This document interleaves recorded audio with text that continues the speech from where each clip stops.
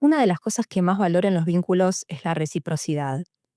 Y hoy vengo a hablar de esto, de las formas que adopta, de las frustraciones que podemos encontrar en el camino, de cómo podemos resignificarla, sacar lo mejor de ella. Desde que me vine a vivir a Brasil, el tema de los vínculos y las relaciones está más que presente. De un par de años para acá me empecé a cuestionar un montón de cosas. Creo que el hecho de estar lejos físicamente de mis afectos de toda la vida me llevó a replantearme algunas cosas y darme cuenta de otras. ¿Viste como cuando uno toma un poquito de distancia del objeto de observación y puede apreciarlo desde otra perspectiva o incluso percibir detalles que antes ni notaba? A la vez, al ser expat y no tener un círculo social de apoyo acá donde vivo, uno se cuestiona más el tema social, además de que muchas veces nos sentimos un poco solos, no tenemos con quién hablar de determinadas cosas. No tenemos en quién apoyarnos, con quién compartir el día a día. Entonces, bueno, en todo este combo, claro que uno empieza a analizar con lupa tema vínculos, ¿no? ¿Qué necesitamos? ¿Qué nos hace bien? ¿Qué teníamos y ya no tenemos? Y así una lista de etcéteras. Estar lejos me llevó inevitablemente a transformarme. También se transformaron los vínculos con quienes quedaron en Buenos Aires. Personas que pensé que iban a estar al lado mío siempre, en sentido figurado, obvio, me refiero más allá de la distancia física. Bueno, esas personas se alejaron por decisión propia. Otros vínculos se reconfiguraron. Algunas relaciones encontraron su propia nueva dinámica y siguieron adelante. Y también aparecieron nuevos vínculos para compartir caminos que, la verdad, ni esperaba. En toda esta reconfiguración de vínculos me di cuenta que a la hora de establecer una dinámica, y por más buena voluntad que uno tenga de acercarse, de construir o de reconectar, entran en juego la lectura y la interpretación de la otra persona. Esto es inevitable y es algo sobre lo que no tenemos ningún control. Me pasó, por ejemplo, una situación con una persona que hizo su propia interpretación de las cosas y se desligó 100% de cualquier responsabilidad. Digo, a nivel vincular, ¿no? Afectivo, poniendo todo el peso en mí. Y no es así, nunca es 100 de un lado y cero del otro. Qué loco, ¿no? Que quizás algunas personas nos estén apuntando con el dedo por elegir nuestro camino, por irnos a vivir a otro lugar, por hacernos cargo de lo que queremos, jugarnos por eso, o por el simple hecho de experimentar la vida, de probar, de vivirla de la forma en que queremos, aun cuando haya precios altos que pagar, porque los hay, existen. Me dolió mucho, sí. Y me pregunto también qué les genera a esas personas la decisión que nos animamos a tomar de irnos a vivir a otro país, ya sea transitoria o definitivamente. ¿Qué les dispara, no? ¿Qué les dispara internamente? ¿Con qué los confronta de ellos mismos? ¿Pasaste por una situación similar? También creo que en algunas personas puede haber algo de Jess está allá, está en otra, con sus cosas, su vida, ¿no? Como si vivir en otro país nos excluyera de un sistema al que ellos y los suyos sí pertenecen, pero nosotros no. Quizás a nivel inconsciente, si estuviéramos allá, la cosa para ellos sería diferente, estaríamos más cerca, seríamos parte de su misma realidad, entre comillas, o quizás no, no sé, simplemente estoy pensando en voz alta. Bueno, con todo esto me vienen algunas reflexiones. Para empezar, me parece importante diferenciar quién tiene la iniciativa de contactar versus el qué pasa después, o sentir que el otro no tiene interés realmente. ¿Por qué lo planteo? Acá me baso 100% en lo que yo experimento con mis vínculos, ¿sí? Y mi lectura es la siguiente. Llega un determinado momento de nuestras vidas que no estamos todo el tiempo mandándonos mensajitos y haciendo videollamadas con nuestros amigos.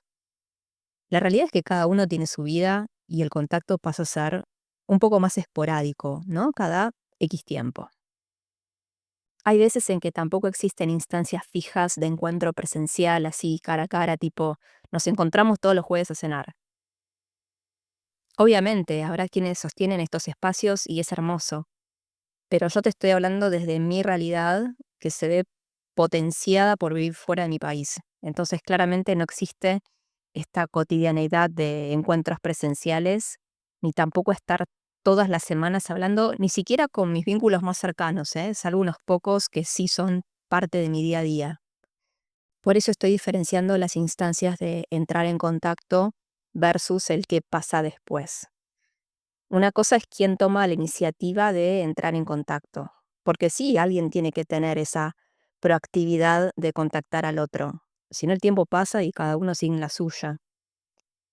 Y otra cosa es qué se genera después de ese primer contacto. Más adelante te cuento un poco cómo interpreto este punto y cómo me lo tomo yo en mi caso personal. Segunda reflexión.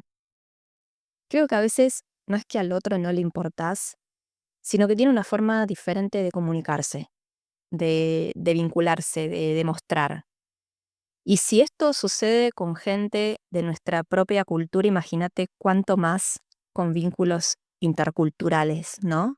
Cuando, por ejemplo, tenemos amigos de otras nacionalidades y ahí entran en juego diferentes ritmos, prioridades, quizás formas de demostrar interés. Me parece que es súper importante estar consciente de estas diferencias de approach para no frustrarnos innecesariamente, digamos.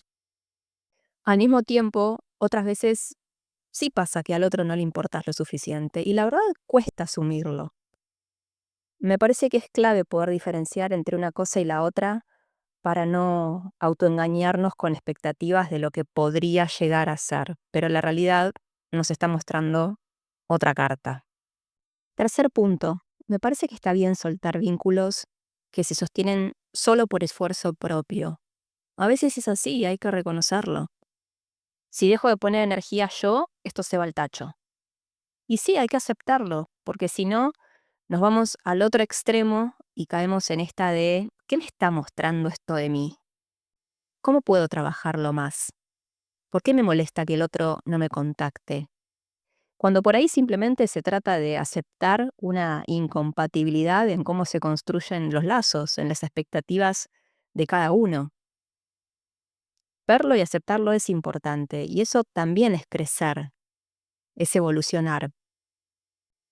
El trabajo de autoconciencia está buenísimo, pero como todo tiene que haber un balance, no puedo polarizarme y encontrarle la vuelta a todo para volver a analizarme siempre a mí y cuestionarme por qué siento esa frustración. Y entonces el problema soy yo, entre comillas, ¿no? Una vez más, en vez de simplemente aceptar que quizás realmente estamos en diferentes momentos de nuestra vida con esa persona. Y lo que para uno es importante, para el otro quizás no lo es. Y sí, te entiendo, cuando sentimos que solo nosotros estamos poniendo energía para que un vínculo se sostenga es bastante frustrante. Pero bueno, creo que hay algunas preguntas que pueden ser brújula. Por ejemplo, ¿estoy dispuesta a ser yo la que siempre entre en contacto para que se sostenga la comunicación y consecuentemente el vínculo? ¿Hasta qué punto lo vale? ¿Qué pasaría si suelto y no me acerco más? Más allá de quién toma la iniciativa, ¿cómo me siento después de hablar con esta persona? ¿Por qué este vínculo es importante para mí? En definitiva, creo que cada uno tiene que encontrar su propia fórmula en base a su sentir, sin cerrarse ni endurecerse, pero tampoco autoengañarse. Personalmente me vengo guiando por esto. Más allá de que la persona no sea proactiva, no tenga la iniciativa de contactarme, a mí lo que más me importa es que sea receptiva. Y agrego más, te diría recíproca. ¿Y qué significa esto para mí? Que cuando la contacto, encuentro una vuelta de energía, de interés genuino, de conexión sincera. Hoy yo me guío por esto.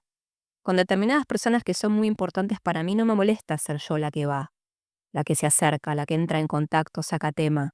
Para mí lo recontra valen, porque son personas que quiero muchísimo, que quiero presentes en mi vida. Pero sobre todo porque me doy cuenta que cuando empezamos a hablar, la cosa fluye, ¿viste? La energía linda se siente, hay escucha, hay empatía.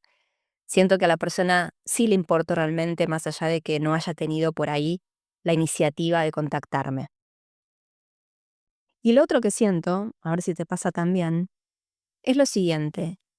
Cuando estamos lejos de nuestro país, donde dejamos amigos y familia, y estamos metidos en un nuevo contexto, obviamente con todas sus particularidades y dificultades, medio que va apareciendo esta sensación de autoprotección, ¿no? De, en parte, volver a las raíces y darle valor a lo que ya existe en nuestra vida. Como si generar nuevos vínculos verdaderos, en mayúscula, fuera tan fácil, ¿no? Esto de darle valor a esos amigos de toda la vida que siguen estando, con los que sabemos que podemos contar a la distancia, aún hablándonos por ahí cada 2 o 3 meses, estando en diferentes realidades, porque sí, cada uno está medio en la suya. Pero creo que importa mucho más que cuando volvemos a hablar, parecía como que el tiempo y el espacio no cuentan. Entonces, ¿por qué soltarnos? Esto lo pienso mucho también, y es otra de las cosas que en definitiva me importan más que el ser yo quien generalmente entra en contacto. Quizás la clave pase por aceptar que sí, que lógicamente los vínculos cambian con el pasar del tiempo, que no podemos pretender que todo se mantenga igual como quizás era años atrás. Y cuánto más, imagínate, si emigramos y entonces ya no está más esa cercanía física que en otro momento era todo un diferencial. Y al mismo tiempo, aceptar que los vínculos también son cíclicos, ¿no? Quizás en este momento de la vida están en determinada fase y más adelante no se sabe, la vida misma, ¿no? Bueno, aprender a surfear esas olas. Yo creo que en parte, en gran parte, va a depender de aclararnos con nosotros mismos respecto a qué queremos con esas relaciones, qué valoramos, qué vamos a priorizar, cómo nos vamos a flexibilizar, en qué medida vamos a sostener y qué vamos a soltar. Siempre teniendo en cuenta este contexto de que sí, las relaciones se transforman, las dinámicas cambian. Y con eso en mente, respondernos, ¿cómo me lo quiero tomar con esta persona? Para frenar un poquito y repensarlo. Sea cual sea la situación de cada relación, me parece súper importante tener presente siempre, siempre la importancia de comunicar antes de tomar cualquier decisión, porque en definitiva estamos hablando de personas que nos importan y que significan algo para nosotros, ¿o no? De lo contrario, ni nos enroscaríamos con el tema.